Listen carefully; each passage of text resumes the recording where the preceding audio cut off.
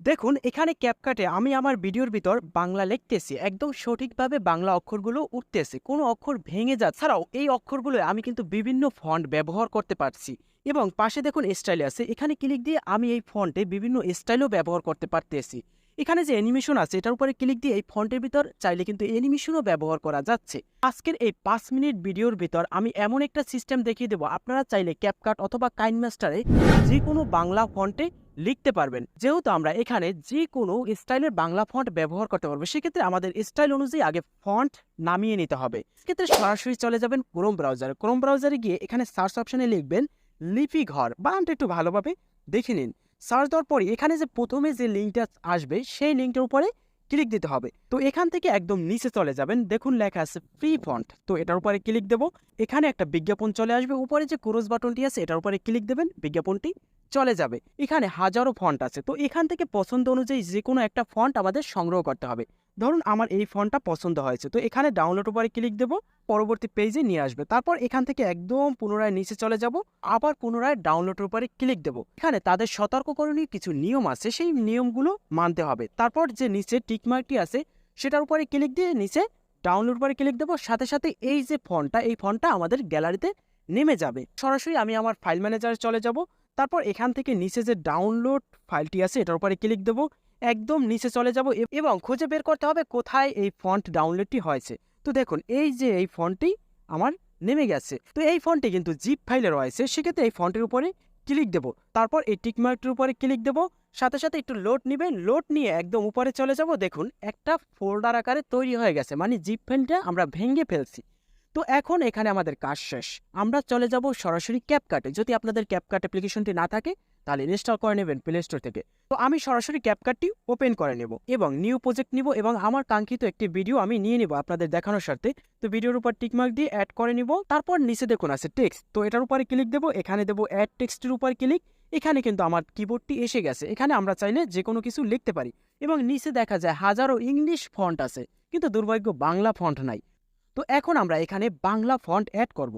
সেক্ষেত্রে দেখুন উপরে আছে অ্যাড ফন্ট, তো এটার উপরে ক্লিক দেবো। তারপর নিচে যে প্লাস বাটনটি আছে এটার উপরে ক্লিক দেবো।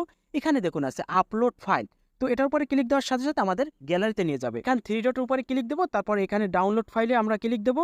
এখানে যে ফার্স্টে যে ফোল্ডারটি, যে ফোল্ডারটা আমরা জিপ ফাইল থেকে ভেঙে ফেলছি, সেই ফোল্ডারটির উপরে ক্লিক দেবো। তারপর এখানে যে ফার্স্টে অথবা সেকেন্ডের যে ফোল্ডারটি, এই দুইটা যে কোনো একটা ফোল্ডারের উপরে ক্লিক দিলেই হবে। তো আমি সেকেন্ডের ফোল্ডারটার উপরে ক্লিক দিলাম।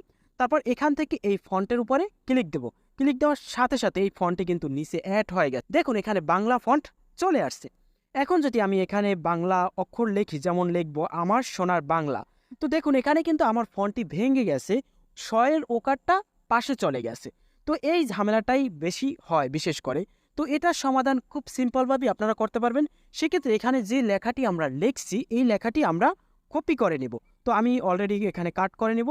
কাট করে সরাসরি আমরা চলে যাব ক্রোম ব্রাউজারে। এখানে সার্চ অপশনে ক্লিক দিয়ে লিখবো বাংলা কনভার্টার। তো দেওয়ার সাথে সাথে এখানে কিন্তু একটা ওয়েবসাইট চলে আসবে, দেখুন একদম সরকারি একটা ওয়েবসাইট চলে আসছে। তো ফার্স্টের ওয়েবসাইটের উপরে আমরা ক্লিক দেবো। ক্লিক দেওয়ার পরে এখানে কিন্তু উপরে যে লেখা আছে ইউনিকোড কিবোর্ডের লেখা এবং নিচে হচ্ছে বিজয় কিবোর্ডের লেখা। তো আমরা আমাদের কাঙ্ক্ষিত যে লেখাটি যেটা কপি করছিলাম সেটা উপরে পেস্ট করে দেব। তারপর এখানে জুম করে দেখাচ্ছি ইউনিকোড থেকে বিজয়, তো এটার উপরে ক্লিক দেবো। ক্লিক দেওয়ার সাথে সাথে এখানে কিন্তু ইংলিশে অনেক লেখাগুলো চলে আসছে। তো এই যে লেখাই থাকুক না কেন এই নিচের লেখাটা আমাদের কপি করতে হবে এই ইংলিশের। তো কপি করে আমরা পুনরায় সরাসরি ক্যাপকাটে চলে আসব এবং আমাদের কাঙ্ক্ষিত লেখাটি এখানে পেস্ট করে দেব। তারপর নিচে যে এই বাংলা ফন্ট আকারে যেটা আছে এটার উপরে ক্লিক দেবো।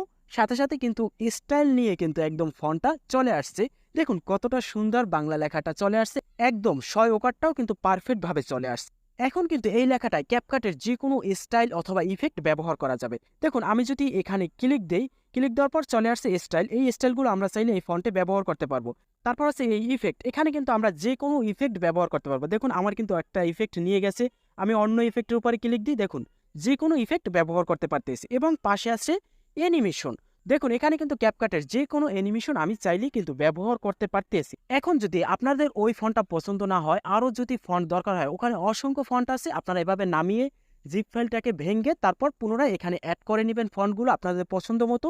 সমস্ত ফন্ট এখানে সাপোর্ট করবে এবং আপনারা চাইলে যে কোনো ফন্টে কিন্তু ক্যাপকাটে এডিট করতে পারবেন। এটা যদি আপনারা কাইনমাস্টারে করতে চান তো একইভাবে দেখতে পারবেন, যখন আপনারা কোনো লেখা লিখবেন ওখানে ফন্টে গেলে দেখবেন যে অ্যাড ফন্ট, তো অ্যাড ফন্টের উপরে ক্লিক দিলে গ্যালারিতে নিয়ে যাবে, সেখান থেকে আপনারা এভাবে ফন্টগুলো নিয়ে আপনারা এডিট করতে